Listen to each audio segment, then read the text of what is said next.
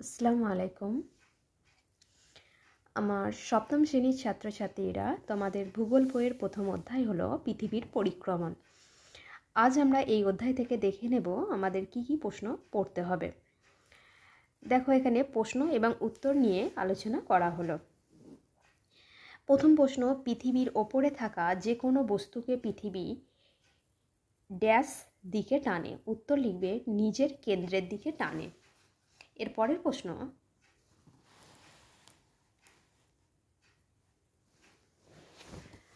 সব বস্তুই পরস্পরকে আকর্ষণ করে বা নিজের দিকে টানে, এটাই হলো ড্যাশ। উত্তর হবে মহাকর্ষ। এরপরে প্রশ্ন, সূর্য সব থেকে কাছের তারা আর পৃথিবীর তুলনায় 13 লক্ষ গুণ বড়। প্রশ্ন হলো এখানে সূর্য পৃথিবীর তুলনায় কত বড়? তাহলে উত্তর লিখবে সূর্য পৃথিবীর তুলনায় 13 লক্ষ গুণ বড়। এর পরের প্রশ্ন 2 নম্বর পেজে, তোমরা পরের পেজেই দেখবে, কোটি কোটি বছর ধরে ড্যাশ আকর্ষণে পৃথিবী সূর্যের চারিদিকে ঘুরছে। উত্তর হবে সূর্যের আকর্ষণে। পরের প্রশ্ন দেখো,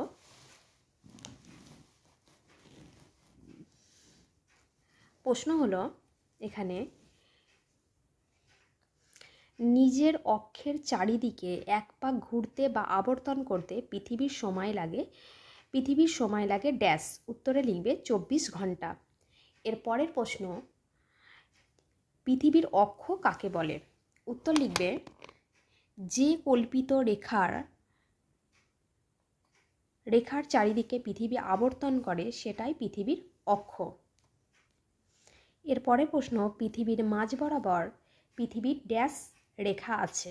উত্তর হবে বিষুব রেখা। এর পরের প্রশ্ন, বার্ষিক বা পরিক্রমণ গতির বেগ সেকেন্ডে কত? উত্তর প্রায় 30 কিমি। এর পরের প্রশ্ন, মুক্তিবেগের মান কত?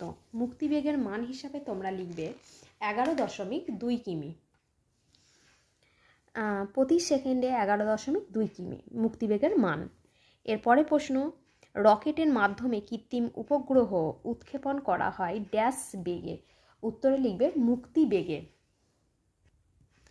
পরের পেজ, তোমরা 4 নম্বর পেজে, প্রশ্ন হলো পৃথিবী প্রায় 15 কোটি কিমি দূর থেকে সূর্যকে প্রদক্ষিণ করে। পৃথিবী যে পথে, এখানে উত্তরে তোমরা 15 কোটি কিমি এটিকে ড্যাশ করে দেবে। তাহলে পৃথিবী কত কিমি দূর থেকে সূর্যকে প্রদক্ষিণ করে? উত্তর হবে প্রায় 15 কোটি কিমি। এরপরে প্রশ্ন, কক্ষপথ কাকে বলে? কক্ষপথ কাকে বলে? উত্তর লিখবে তোমরা পৃথিবী যে পথে সূর্যকে প্রদক্ষিণ করে সেটাই পৃথিবীর কক্ষপথ। এরপরে প্রশ্ন, কক্ষতল কাকে বলে? উত্তর কক্ষপথ থেকে উত্তর লিখবে কক্ষপথ মহাশূন্যে যে কল্পিত সমতলে অবস্থিত সেটাই কক্ষতল। এরপরে প্রশ্ন, কোন বিজ্ঞানীর সময় থেকে জানা যায় বিভিন্ন গ্রহগুলো সূর্যের চারিদিকে ঘোরে? উত্তর কোপার্নিকাসের। এরপরে প্রশ্ন,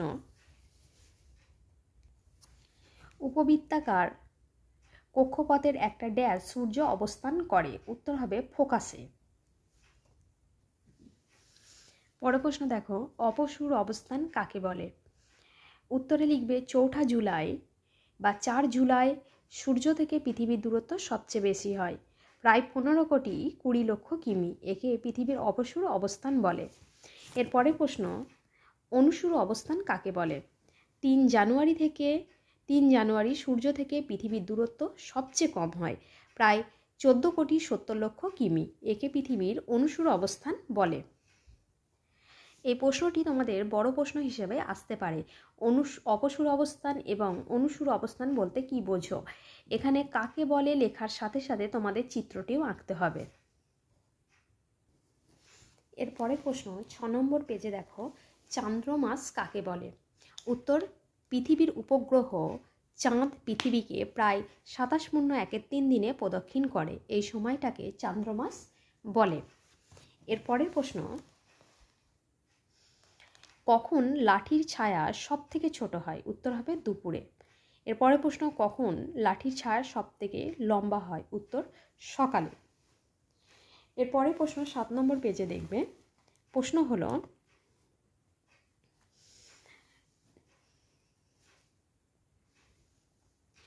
অধিবর্ষের ব্যাপারটা কারা আবিষ্কার করে? উত্তর হবে মিশরীয়রা। এরপরে অধিবর্ষ ড্যাশ দিনের বছরকে অধিবর্ষ বলে। তোমরা ড্যাশের মধ্যে লিখবে 366 দিনের বছরকে। এরপরে প্রশ্ন দেখো, পেজ নম্বর 8 নম্বর পেজে দেখো, পৃথিবী নিজ অক্ষের ওপর ঘুরতে ঘুরতে ড্যাশ পথে সূর্যকে প্রদক্ষিণ করে। উত্তর হবে উপবৃত্তাকার পথে। এরপরে পৃথিবী কক্ষতলের সঙ্গে কত কোণে অবস্থিত বা ড্যাশ কোণে অবস্থিত? তোমরা উত্তরে লিখবে 66.12 ডিগ্রি কোণে অবস্থিত। পরের প্রশ্ন, এটা পেজ নম্বর 11, সূর্যের দৈনিক আপাতগতি কাকে বলে?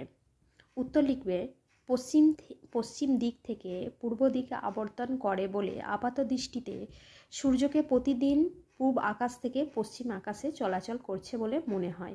এটা সূর্যের দৈনিক আপাত গতি। এর পরের প্রশ্ন, সূর্যের বার্ষিক আপাতগতি বা রবি মার্ক কাকে বলে? আমি হাইলাইট অনুযায়ী যেমন উত্তরটি দাগ দেওয়া আছে তোমরা সেরকম লিখবে। দেখো, হেলানো অক্ষের জন্য পৃথিবী কক্ষপথে এমনভাবে কাত হয়ে ঘোরে, এমনভাবে কথাটা লিখবে না।